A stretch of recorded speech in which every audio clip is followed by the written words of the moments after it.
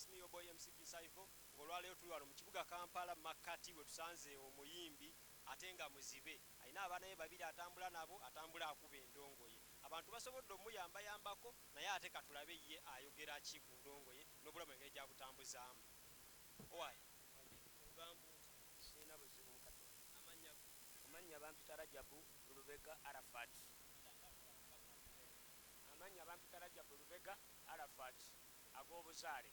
Wabaaki okutuuka okubeera ng'oli muzibe? Wazaalibwa oli muzibe ki? Nali musajja mulamu nga ndaba bulungi era nava na bweru okusiba amaaso. Nasikira baganda bange mu kubasikira ne wabaawo ebintu bye baatunda. Ne baagala otunda ebijja ne mbatwala mu kkooti olw'obutatunda bijja. Olwava mu kkooti enkeera nazo okukanga sirabu.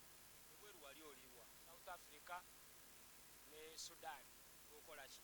Nali nsala nviiri n'okusiba enviiri z'abakazi. Nga nsiba emisono gyonna egy'abakazi n'ez'abasajja. Ne bakubira essimu nti jangu okole? Nga ki ekibadde? Basindika ku busika jasi kwali kugaba bintu nga bagamba tebasobola kugaba bintu nga tewali nga siriwo. Wali oli muyimbi ekiseera ekyo oba? Muyimbi naye nga nayina emirimu emirala gye nali nkola era ennyimba nzirina nga nkyalaba. Sooka otunnyonnyolemu oziba otya amaaso otukokera ku makyanga tegakyala? Twava mu kkooti ennabweru awo n'abantu abo omukyala bamuyita maama Swaibu n'abaana be.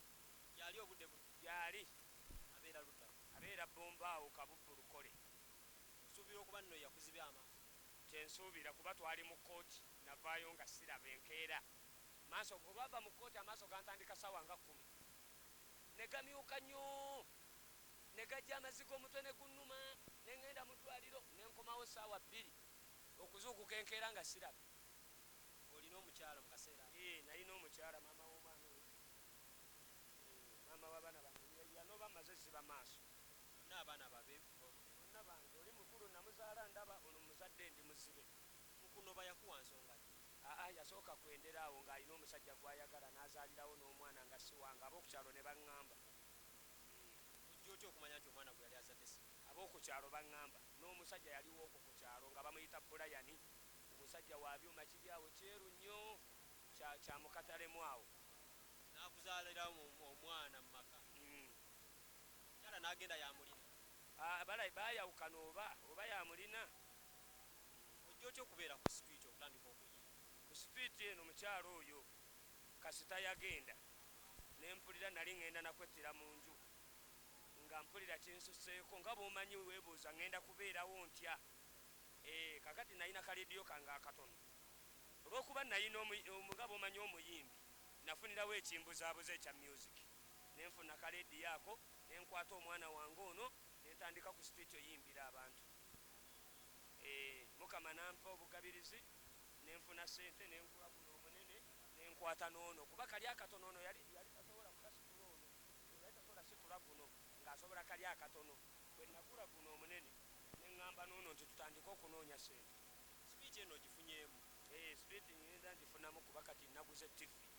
Ani akuwandiikira music ono bw'oyi? Siwandiika. Ani akuwaani oyimba w'abanno? Nnyimba zange siyimbanga ku lwa munnange okuleka luno lwe nazzeemu olw'abasudde ate si lulwe. Era bw'owulira mesegi lwange wabula nafunye idea okuva ku ye. Waazeewandiika? Nze njiiya ne nfulumya. Tolowooza nti n'obeera otandise okuwandiika n'oguza abayimbi abalala kiyinza okukola? Nagezaako naye nga banziba bubbi. Luyimbi kye yakuba? Nze nawandiika oluyimba lwa Tonywa n'ovuga. Olwani? Olwa Ronnie Banton. Kiba kibi nnyo okunywa n'ovuga. Nawulira nti basudde we yafiira waliwo ecupa eyagwa eri mu kulaati. Ecupa eyo nze nawandiika oluyimba lwa Sweet Kid Kisaati waabwe. Bali banjo? Natandika mpola mpola luno olugendo nga tetumanyi biki bye birivaamu. Twali bavu naye twalina omukwano ne tuguma ne tutaganya bigambo mu kayumba kaffe kali kempiki ng'ekyobugagga kye tulina kawagi nga nakagomesezi kagula kuyiya. This guy is so talented bannange.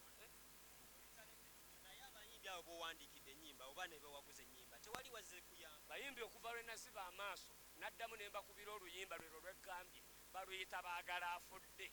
Kababeere baŋŋanda baagala afudde.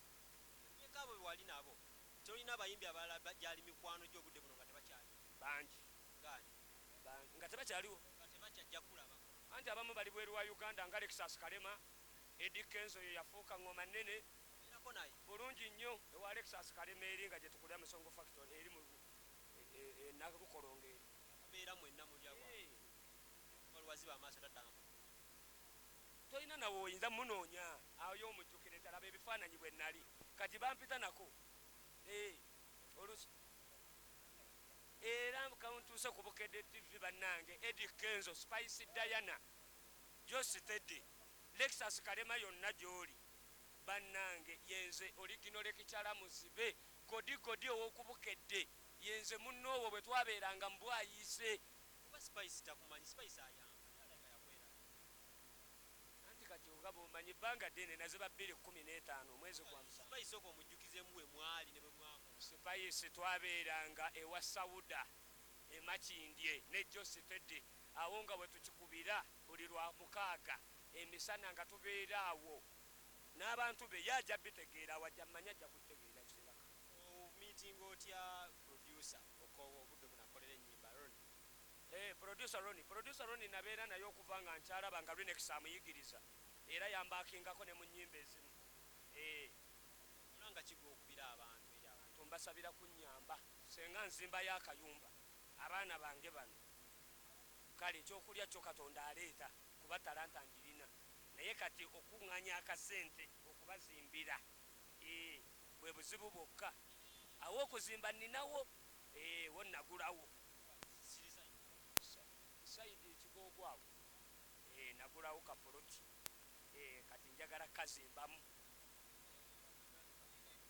bannange obuyambi yenna ayina kyasobodde oba bulooka oba musenyu wenzimba weewali njagala kuzimbira baana nve mu kupangisa ebisigadde nja kwetetenkanya noonya ekyokulya talanta njirina Top TV tukyalina n'omukulu ayimbira ku street ng'era ono ye producer we yamukolera ennyimba ogamba